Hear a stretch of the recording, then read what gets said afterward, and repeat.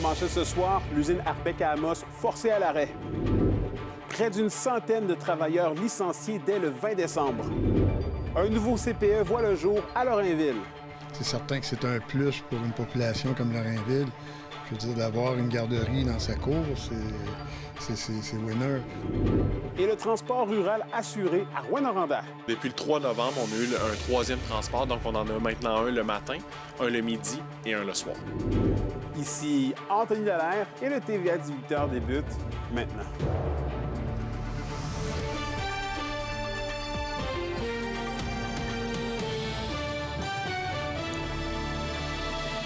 Bon début de soirée et merci d'être parmi nous. On débute le bulletin à Amos alors que coup dur a été annoncé plus tôt aujourd'hui à une centaine d'employés de l'usine Arbec.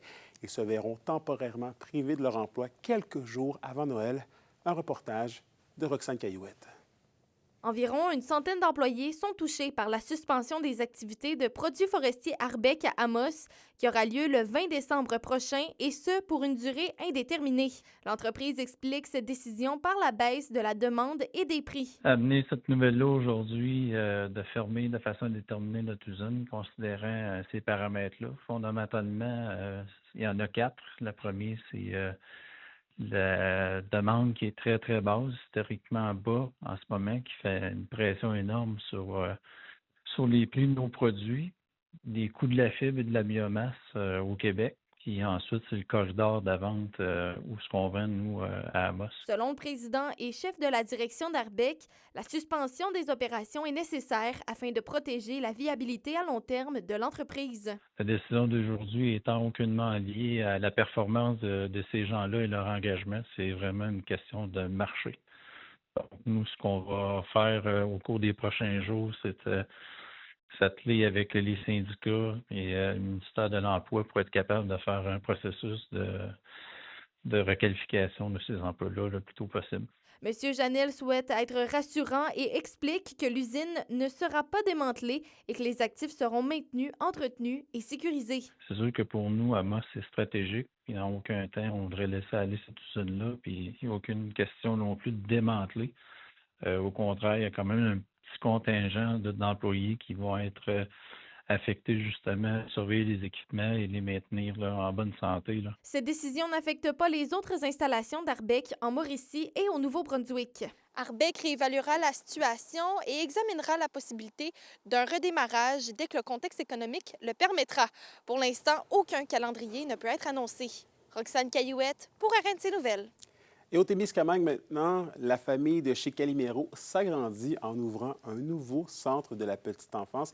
À Lorrainville, le CPE pourra accueillir 72 enfants. Charline Bakowski était sur place. Chouette, renard, lapin ou encore louveteau, chaque enfant aura sa deuxième famille au sein du nouveau CPE chez Calimero à Lorrainville. Son inauguration officielle s'est déroulée dimanche. L'installation était attendue par la population, que ce soit en termes de capacité d'accueil ou des sécurités pour les tout-petits. En fait, on couvre plus que les familles de Lorrainville. On a des gens de plusieurs municipalités environnantes. On avait besoin d'ajouter des places. La demande est quand même grande. Il y avait plusieurs familles qui étaient en attente de places. Donc, on a ajouté 33 nouvelles places en construisant cette installation-là. Les familles avaient besoin d'endroits sécurisants et sécuritaires pour qu'on puisse accueillir leurs enfants. On avait aussi besoin d'endroits pour offrir une meilleure qualité éducative en ayant des locaux mieux adaptés. Un CPE flambant neuf qui a un coût, 5 085 000 $, financé à hauteur de 4 millions par le ministère de la Famille. Mais un investissement nécessaire pour le député de Rouyn-Noranda-Témiscamingue, Daniel Bernard. Si on veut se démarquer des autres régions, entre autres du sud de la province, les premières choses que les gens regardent pour aller s'installer dans les régions, souvent ça va être l'éducation et la première chose, c'est les services de garde. Cette nouvelle installation va permettre également de dynamiser le quartier. Le parent qui arrive avant d'aller chercher son enfant va peut-être arrêter à l'épicerie, va peut-être arrêter au dépanneur, se prendre de l'essence. En plus, nous, on va développer une nouvelle rue pas loin d'ici, avec d'autres terrains résidentiels. Fait que ça va être encore... Ça va attirer ça va être une infrastructure qui va attirer les personnes à venir demeurer à Lorrainville. Le défi est cependant d'avoir du personnel pour répondre aux besoins. Le CPE de Lorrainville a engagé des travailleurs venus du Maroc, mais la question sur l'immigration reste un travail de longue haleine. Quand je vois qu'il y a des enfants sur la liste d'attente, qu'il y a des espaces de libre ici à la garderie, on voudrait engager du personnel. Il y en a qui sont prêts à venir, mais la fameuse règle qui empêche d'avoir ces gens-là, ça m'attriste beaucoup. Je peux vous dire que je vais travailler pour améliorer cette situation-là. C'est un gros défi, c'est un gros débat qu'on a au Québec, mais il faut travailler là-dessus. Le nouveau centre de la petite enfance accueille déjà 62 enfants. Il reste encore 10 places pour les familles de la région. Charine Bakowski, RNC Nouvelles, Lorrainville. À Rouyn-Noranda, maintenant, les habitants des secteurs ruraux ont accès à un service de transport en commun depuis l'automne dernier. Et Olivier, vous avez eu la chance de pouvoir faire l'un de ces trajets. Oui, absolument, Anthony. J'ai été invité ce matin à faire le trajet de Mobi-Réseau du lundi qui relie aller-retour Rouyn-Noranda et les quartiers de Baudry et de Cloutier. 4 fois par semaine, un minibus fait un trajet au sein des divers districts qui sont reliés. Et le service est tellement populaire, bien qu'on a déjà bonifié son offre. J'ai donc eu la chance ce matin de faire le tout nouveau trajet en compagnie l'un des responsables du projet, Michael Joseph. Je vous laisse là-dessus sur mon reportage.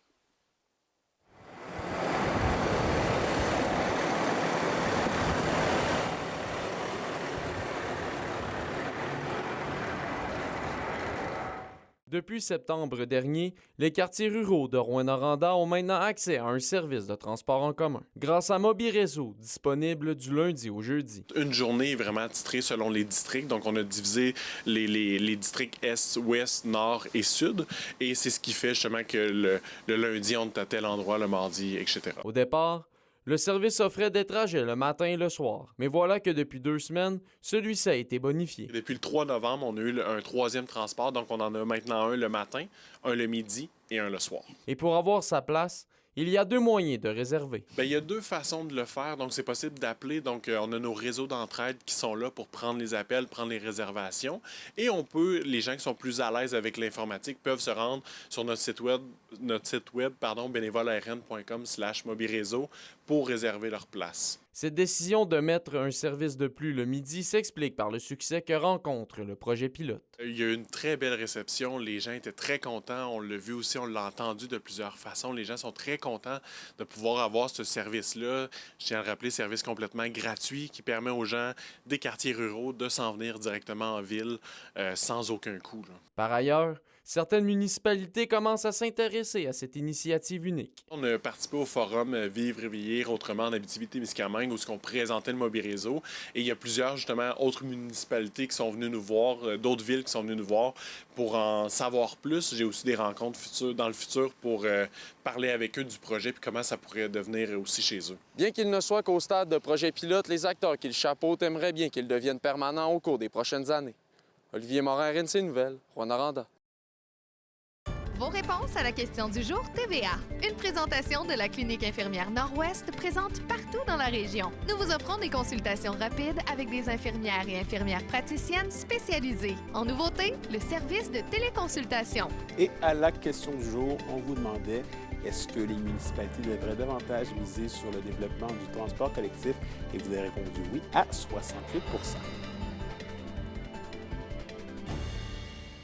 Et Maxi fera son retour dans le centre urbain de Rouyn-Noranda en 2026. L'Oblat confirme la construction d'une nouvelle épicerie de la bannière à bas prix à l'angle de l'avenue Québec et du boulevard Témiscamingue.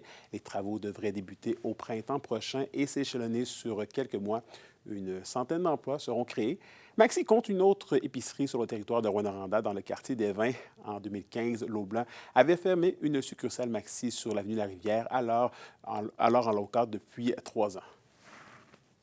Et parlons gala et mérite maintenant, puisque Blais Industrie a été sacrée entreprise de l'année lors du 45e gala extra de la Chambre de commerce et d'industrie de Rouyn-Noranda, qui avait lieu samedi dernier. Parmi les 26 distinctions remises lors de la soirée, Groupe Altea s'est entre autres vu remettre le prix Essar pour l'entreprise en croissance. L'expérience client petite et moyenne entreprise a été décernée à Jardin Spa Circuit Thermal.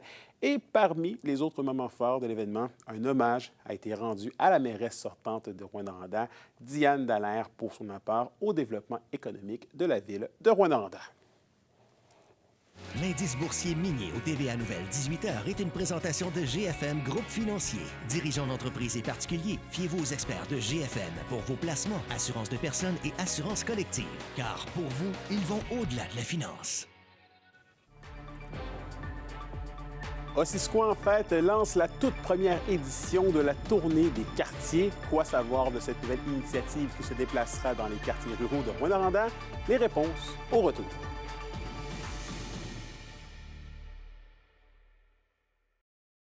La bonne nouvelle économique TVA, une présentation des SADC de l'Abitibi-Témiscamingue et du nord du Québec. Pur Moment, Valérie Cloutier, massothérapeute, est une entreprise située à Poularé qui se spécialise dans le mieux-être durable grâce à des services principalement adaptés aux personnes traitées en oncologie et vivant des maladies dégénératives. L'investissement réalisé a permis d'aménager un environnement propice à la détente et à la qualité du service, favorisant une expérience de bien-être globale axée sur l'écoute et la satisfaction de la clientèle de l'Abitibi. Les SADC, partenaires de l'économie de la région.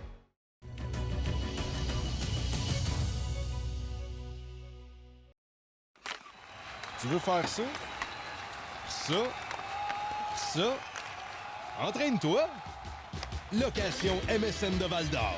Fier partenaire des Foreurs de Val-d'Or depuis 20 ans et fier commanditaire de la chronique culturelle. Et au Culturel Justine, Ossisquo en Fête lance la toute première édition de la Tournée des quartiers. Anthony, c'est une initiative qui va apporter des spectacles musicaux au cœur des communautés rurales de la ville de Rouyn-Noranda. Pour l'instant, on a 2 spectacles au menu. Le premier est le 16 janvier à la salle communautaire de Montbrun. Le public va retrouver le groupe hommage à Metallica qui s'appelle Alcoholica. Et puis le 24 avril à la salle du centenaire, du cinquantenaire des vins, la scène accueillera The Lunatics, un groupe hommage à Pink Floyd. Et en plus de ça, il va aussi y avoir des artistes locaux à travers ces 2 spectacles-là. C'est vraiment une initiative très le fun pour apporter de la musique un peu partout à Rouyn-Noranda. Je dirais que c'est des spectacles assez populaires qui sont en demande, puis c'est pas des choses qui fit généralement dans notre programmation estivale, mais on s'est dit, bon, là, c'est le bon temps de les faire. On a envie d'aller à la rencontre du public, puis surtout peut-être donner un beau clin d'œil aux spectacles qui ont eu lieu dans ces salles communautaires-là par le passé, là, années 90, 2000, même parfois avant ça. Fait que c'est une tradition qu'on voulait perpétuer, de rassembler des gens ensemble dans des spectacles, puis donner vie un petit peu là, à ces salles-là qui sont généralement très belles et très utilisables en ce moment. Il y a des gens qui ne se déplacent qu'une fois par année à Ossisquo en Lumière pour voir des shows. Fait que notre objectif est peut-être de créer cette relation-là avec le public, puis développer des gens qui n'iraient peut-être pas. On ne se le cachera pas, c'est des spectacles accessibles qui sont grand public. Puis c'est pas tous les salles de spectacle qui ont cette vocation-là, mais nous, on a envie d'aller atteindre des publics puis que tout le monde soit présent. Là. Mais oui, effectivement, une bonne participation, on s'y attend, mais déjà, là, la vente de billets va bien en ce moment. La tournée des quartiers pourrait s'agrandir au cours de l'année 2026. Des dates de spectacle pourraient s'ajouter. Alors, restez à l'affût. Vous pouvez vous procurer des billets sur le site d'Ossisquo en Fête. Voici le but premier de cette fameuse nouvelle tournée. Pour nous, ça nous permet d'utiliser notre réseau de contacts qu'on développe un petit peu plus à l'année, puis de continuer en tant qu'organisme culturel à pouvoir développer. Puis on est bien servi au centre-ville. On a des belles salles de spectacle qui ont des belles programmations. Fait qu'on se dit que ça, continuer à développer notre industrie culturelle, c'est à l'extérieur du centre-ville que ça doit se faire en ce moment. C'est là qu'il y a de la place pour le faire. Puis 2, on pense que effectivement, dans les communautés, se rassembler, faire des choses ensemble, ça fait partie de l'essence même d'un quartier. Puis on trouve ça beau d'aller rejoindre ça. Je pense que la musique, surtout la musique live, permet encore plus ce moment de rassemblement qui est multigénérationnel. De là, l'intérêt aussi des groupes qu'on est allé chercher. C'est dans la nostalgie, mais ce n'est pas des groupes non plus que les jeunes ne connaissent pas. C'est des choses que tout le monde peut aimer. Et toujours dans le monde du spectacle, mais du côté du Témiscamingue maintenant, le Théâtre du Rift dévoile une programmation d'hiver 2026 riche, audacieuse et éclatée. Et oui, cette saison hivernale s'annonce très, très, très spectaculaire, Anthony, parce que le Rift vous propose 18 spectacles alliant humour, chansons, musique, théâtre, danse et plusieurs surprises. Fidèle à sa mission, le Rift continue d'offrir ces spectacles-là à la population témiscamienne. Ariane Moffat, Sarah Dufour, Mario Tessier, Mégane Brouillard et plusieurs autres vous attendent en 2026 au Rift. La prévente pour les membres commence le jeudi 27 novembre à midi. Et pour le public général, ça va aller au jeudi 4 décembre pour vous procurer des billets pour aller voir ces merveilleux spectacles au Théâtre du Riff pour la prochaine saison. Les Foreurs et les Huskies divisent les honneurs lors du dernier week-end. Et puis, je suis pas mal content là, dans la direction dans laquelle on pousse présentement. Ici Zachary Desrosiers et après la pause, je vous donne tous les détails des matchs des deux formations de la région.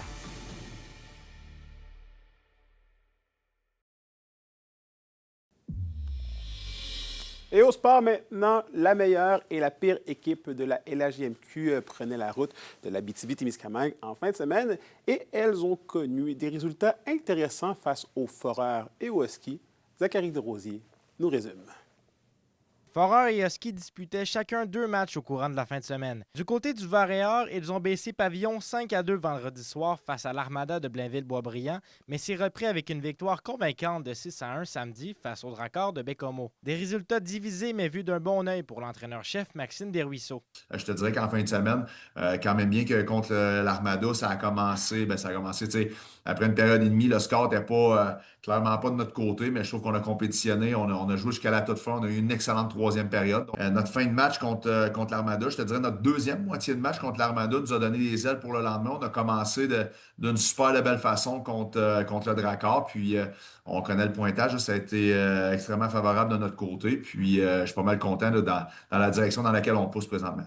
Le classement de la LHJMQ est extrêmement serré cette année et les Foreurs se doivent de jouer avec constance. On a échappé 2 matchs par un but à Québec. Avoir gagné ces 2 parties-là ce matin, c'est pas compliqué. On serait 6e au classement général avec 4 points de plus. Donc, le classement est extrêmement serré. Puis, il n'y a pas une partie qu'on peut se permettre de ne pas se présenter ou de prendre pour acquis parce que ça a un impact immédiat dans le classement. Les Foreurs amorcent maintenant une série de matchs face à des rivaux de division et même au mois de novembre, chaque point compte. C'est 2 équipes que on affronte quand même 8 fois durant la saison, donc il y a une certaine rivalité. C'est des parties où on veut aller chercher des points, puis c'est une espèce de série de playoffs contre eux, là, où tu les affrontes 8 fois. Tu veux gagner la série quand tu les affrontes à plusieurs reprises comme ça. Donc, je m'attends à 2 bons matchs encore ce week-end.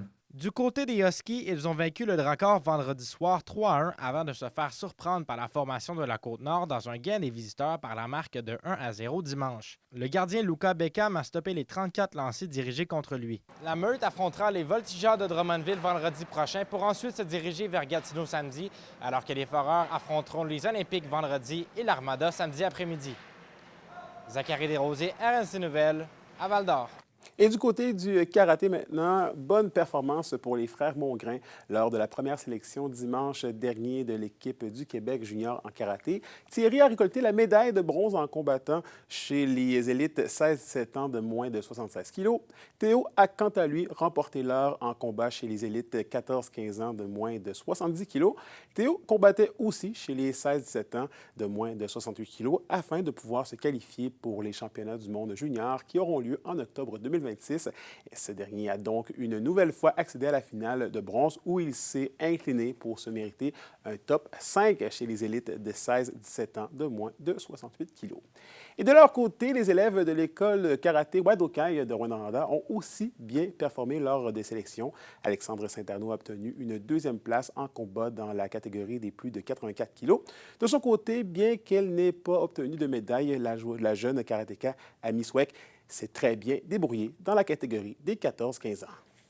La météo, une présentation de Nicole Auto de la Sarre, la capitale du pick-up. Où vous y trouverez toujours le meilleur choix, toujours le meilleur prix. Et à la météo, Justine, encore un peu de neige pour nous ce soir. Ah oui, Anthony, pas besoin d'aller au gym. Le pelletage continue pour la soirée. Pour ce soir et cette nuit, ce qui nous attend, eh bien, c'est une faible neige intermittente on peut le voir en ce moment à l'écran avec de bonnes rafales de vent. Alors, c'est assez frisquet, mais au niveau de la température, c'est un minimum de -6 qui nous attend. Pour demain, encore un petit peu de neige le matin pour l'Abitibi avec un minimum de -3. Seulement des nuages pour le Témiscamingue avec un maximum de -2. Et en aperçu pour mercredi, eh bien, le soleil sera des nôtres avec un maximum de -3 au nord et de -1 au sud. Du beau soleil mercredi. Ça va faire du bien là, en ce plein mois de novembre. Parfait. Merci beaucoup, Justine. Bonne soirée à vous. Et merci à vous d'avoir été des nôtres ce soir. Sur ce, je vous souhaite de passer une belle soirée. On se retrouve demain pour la suite des choses. D'ici là, prenez soin de vous.